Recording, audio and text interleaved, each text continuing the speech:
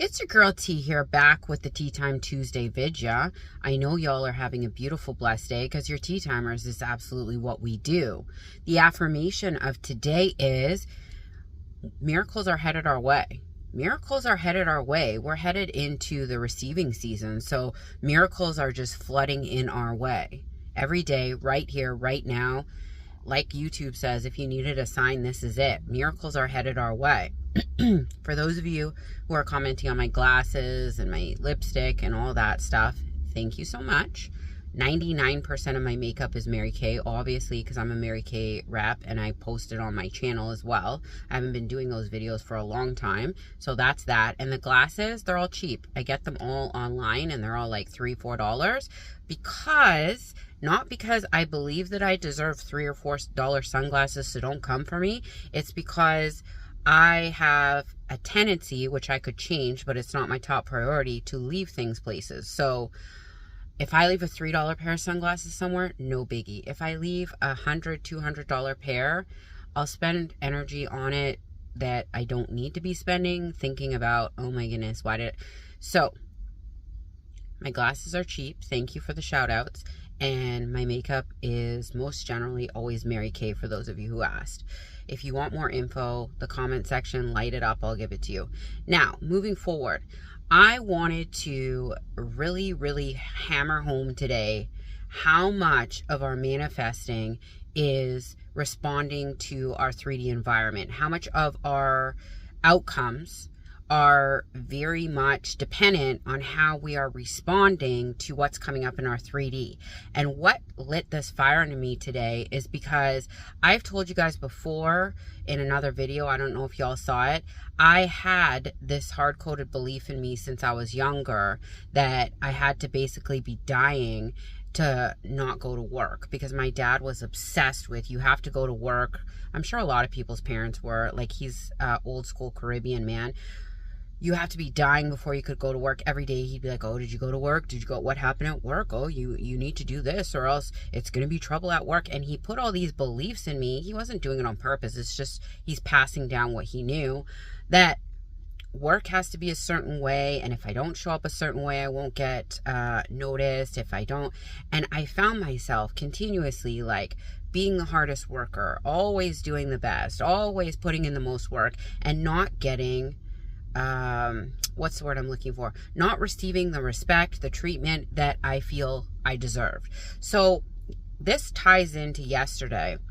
I was bidding on a shift and I didn't receive it, and which isn't a big deal because we have a thing where you can pick up shifts or whatever, and it got rejected. Normally, what I would do is right away be like, oh, I can't believe they didn't pick me. Why didn't they pick that? They picked this. And I would create a story.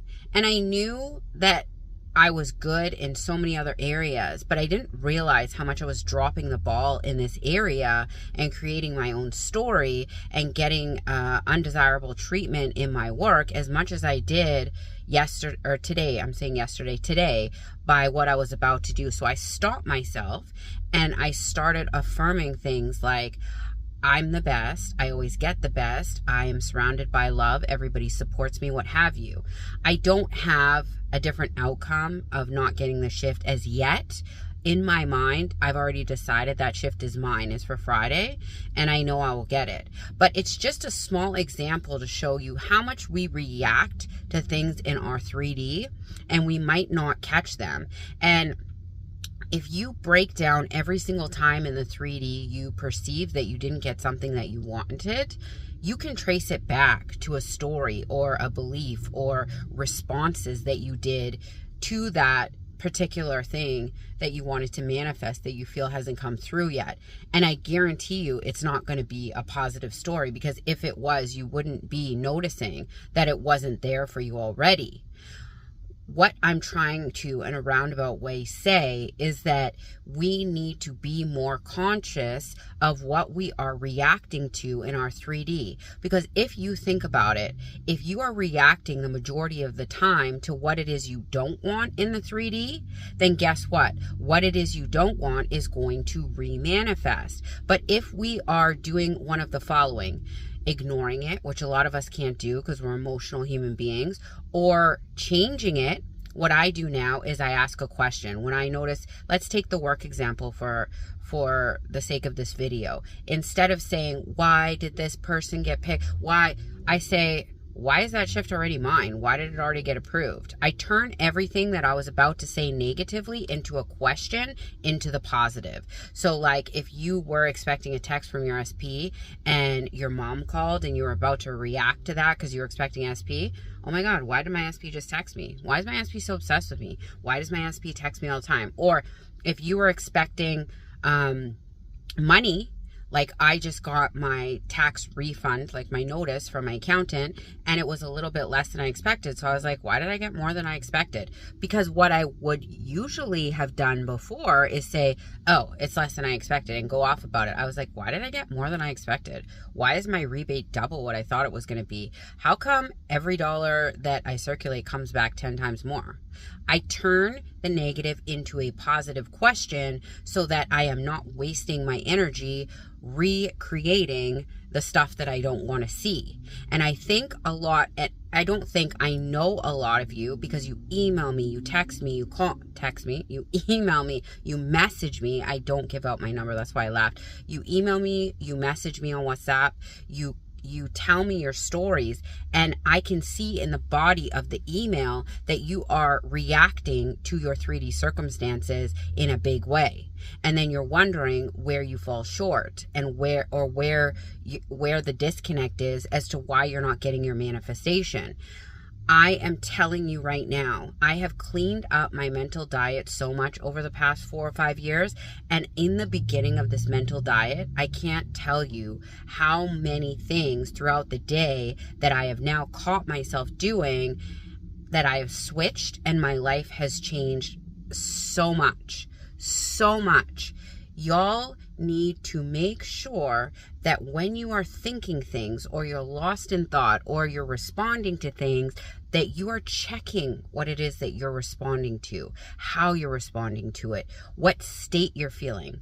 I can tell you this much: if you have a sick feeling in your gut about something and you're negatively reacting to it for a long period of time, you know internally that you're in a victim state. You feel victimized by your 3D. You feel like you were unjustly done. That's fine. Vent it out for 20 minutes. Don't sit in it for the rest of your day. Don't tell 14,000 people. I have one trusted friend that I vent to. I burp up my issue if it's overwhelming and I need to get it out. And then I have a system with her. I'm like, cut me off if I keep going about it, because I know I don't want to spend more than 10-ish minutes on it.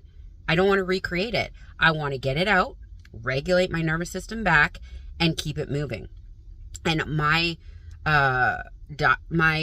verbal diarrhea, or the venting, has gotten a lot less since I started being more aware of catching these thoughts in the moment, or reframing them in the moment, instead of jumping on board with a negative narrative.